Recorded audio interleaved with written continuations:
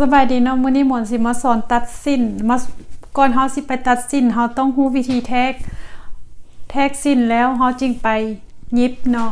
ถ้าเวลาเฮาแทกนะคนมันจะมี3 อย่างที่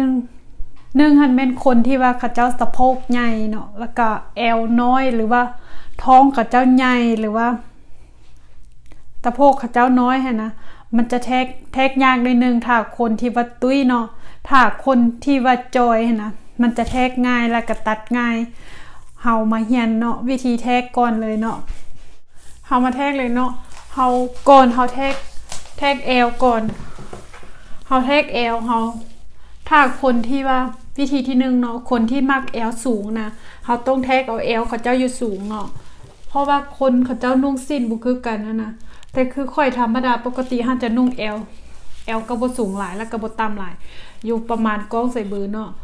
อันผู้เฒ่าเพิ่นท่านบ่เคยนุ่งสิ้นที่ว่าเอวต่ำเขาเจ้าจะนุ่งเอวสูงหน่อยนึงเนาะเฮาต้องแทกเอาอยู่บน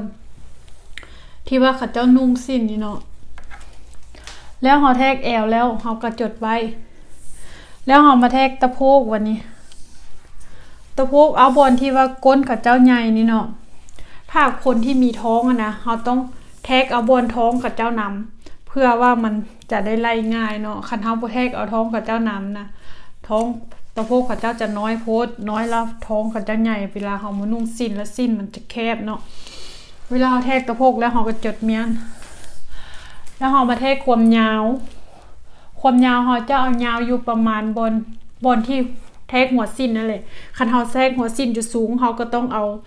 อันความยาวอยู่สูงถ้าเฮาแทกอันสิ้นเอวต่ำเฮาก็ต้องเอาความยาวอยู่ต่ำเนาะเฮาก็แทกลงมาอันความยาวแล้วแต่ความต้องการของคนเนาะคนมักยาวก็เอายาวคนมักสั้นก็เอาสั้นทุกเทื่อเฮาต้องแทกทางข้างเนาะแทกทางข้างแล้วเฮาก็มาไล่แทกแล้วเราถามกับเจ้าพ่อว่าเขาเจ้าจะป้ายซ้ายหาขวาหรือว่าขวาหาซ้ายเนาะเวลาเฮาแทกแล้วเฮามาไล่เวลาเฮา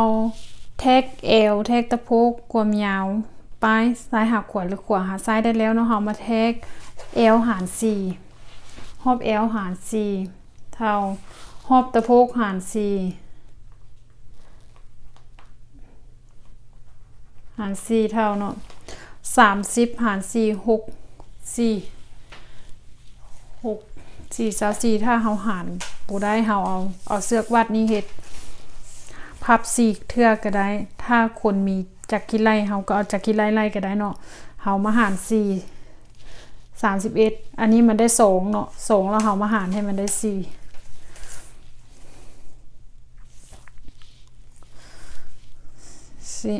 พับจังซี่มันจะได้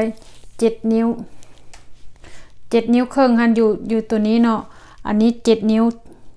7.5 มันสิฮอด8มันบ่ฮอดเนาะมันฮอด7 นิ้ว 7.5 เฮาจะหมายไว้0.5 นิ้วทางใหญ่นี่เป็นทางนิ้วเนาะทางน้อยนี่เป็นทางสังตีเฮาจะไล่สิ้นเฮาจะไล่ทางใหญ่ทางนิ้วถ้ามีขีดส่งอันนี้เป็นนิ้วเนาะถ้าสังตีเฮาจะหมายตัว C กับตัว M เนาะเวลาเฮาหารแล้วตะโพกคือกัน38หาร4เฮาก็พับคือกันคันเฮาบ่มีจักรกิไลเนาะอันนี้จักรกิไลหมอนเอาไปไว้อยู่นอกเนาะเฮามาหาร4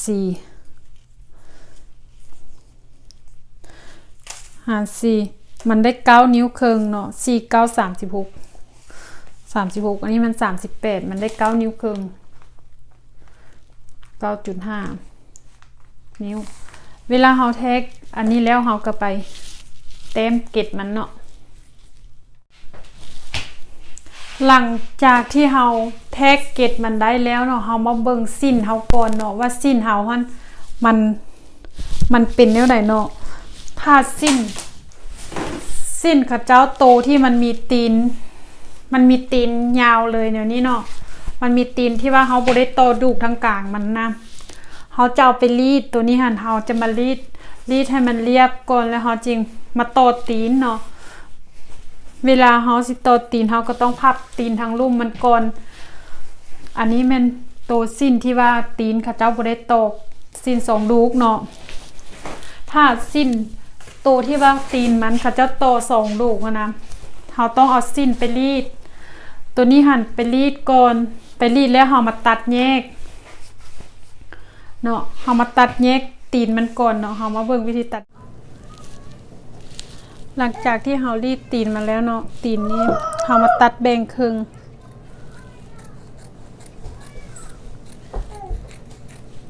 เฮามาแบ่งครึ่งเนาะ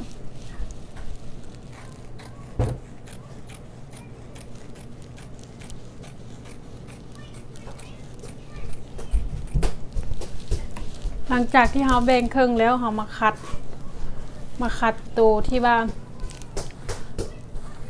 ทางนี้มันนะใส่เนาะอันนี้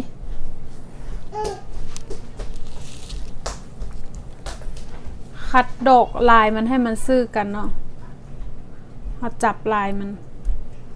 ให้มันซื่อกันตัวผ้ากาวมันโบโทบัดนั้นเฮาจริงอันไปรีดอีกก็ได้บัดเฮาไปรีดเนาะเฮาจับลายให้มันซื่อกัน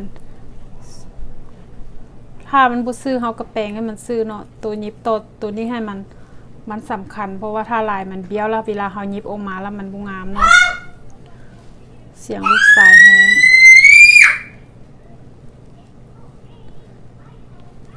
ขอโทษหลายๆเด้อลูกสายฮ้อง